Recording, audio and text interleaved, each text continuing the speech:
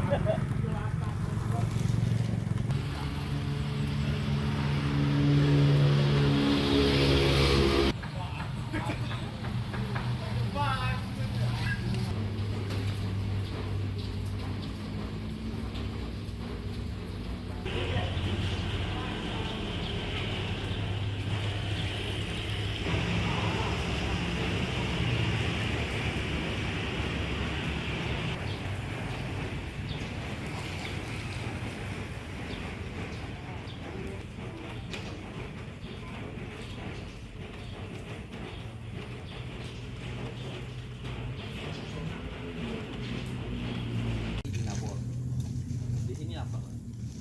Ya, sekarang kita fokus ini, Be. Pengembalian kondisi. Coba. Berapa meter nih? Ada 8 meter.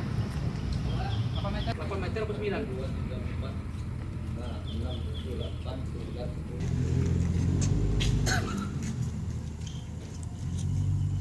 Ini masuk pemeliharaan kan?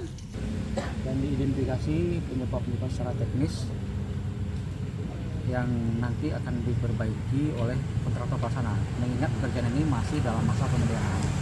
Karena ini masa pemeliharaan akan lakukan pengembalian kondisi dan penguatan agar tidak terjadi roboh seperti ini.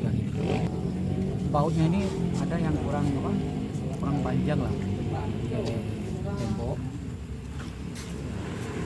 Mungkin untuk perbaikannya ini harus digunakan dengan baut yang lebih dalam atau lebih besar juga.